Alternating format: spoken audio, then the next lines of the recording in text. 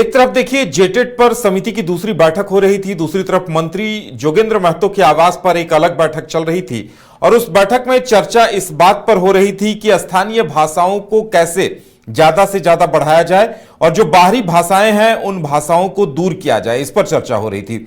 और देखिए ये झारखंड को लेकर कहा जा सकता है कि आखिर इन भाषाओं को लेकर विवाद क्यों शुरू हुआ है, इस बात को समझा जा सकता है।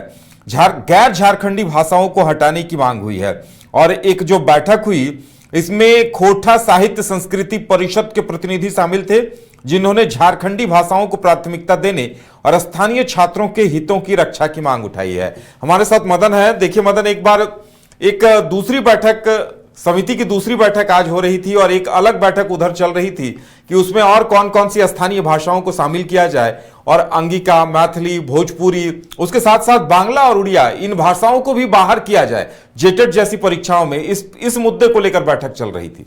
बिल्कुल, देखिए जब सरकार तक अपनी भावनाओं को पहुंचाने के लिए एक मौका मिला है तो ज़रूर सभी ये चाहते हैं कि उनके जो क्षेत्र की भाषा है, जो उनकी क्षेत्रीय भाषा है, उसको पहुंचा दिया जाए। तो इसी में खोरठा को लेकर के जो डॉक्टर बीएन ओहदार हैं, उनके नेतृत्व में एक प्रतिनिधि मंडल जो है वो मंत्री योगेंद्र प्रसाद के आवास पहुंचे और उनके साथ एक बैठक की। उन्होंने साफ तौर पर ये मांग किया है कि गैर झारखंडी भाषाओं को इससे दूर किया जाए और जो झारखंड की भाषा है उसको शामिल किया जाए।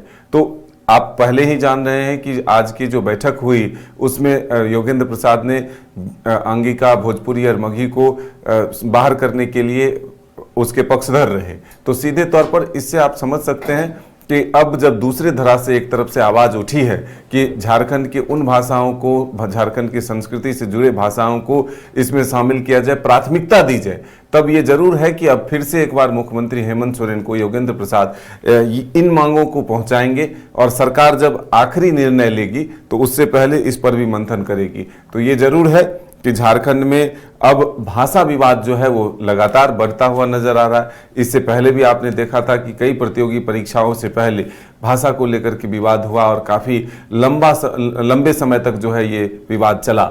लेकिन अब फिर से एक बार जेटेट को लेकर यह विवाद जब सामने आया है तो सरकार में शामिल मंत्री भी अलग अलग विचार रख रहे हैं, अलग अलग गुटों में बढ़ते हुए आ रहे हैं, दिख रहे हैं। तो इससे ये माना जा सकता है कि अभी ये फिलहाल जो है सरकार के लिए एक बड़ी मुसीबत बनकर सामने आई है।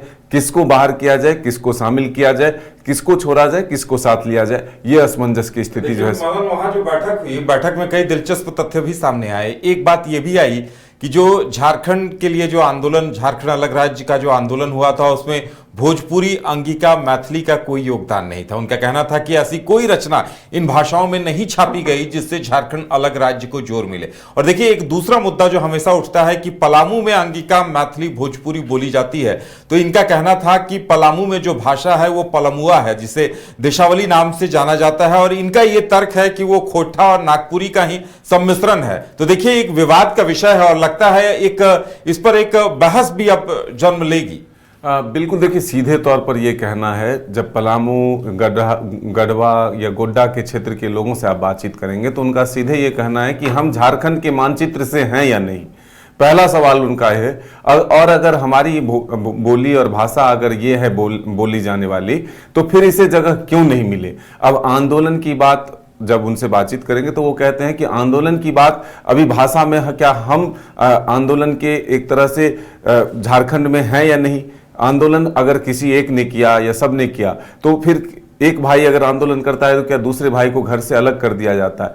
ये कई तरह की बातें अब इससे निकल कर आई है और कई तरह की विवाद जो है वो सामने आ रहे हैं। लोग अपने तर्क, अपने तथ्य जो है सामने रख रहे हैं। सभी चाहते हैं कि मेरी भाषाओं को, मेरी जो संस्कृति है उसको प्राथमिकता दी जाए। अब आने वाले वक्त में ये एक सरकार के लिए मुसीबत इसीलिए हमने कहा कि बना है कि किसे शामिल किया जाए, किसे छोड़ा जाए। हर संस्कृति और हर क्षेत्र के लोग ये चाहते हैं कि मेरी ही भाषा और मेरी ही बोली सबसे प्राथमिकता में रहे।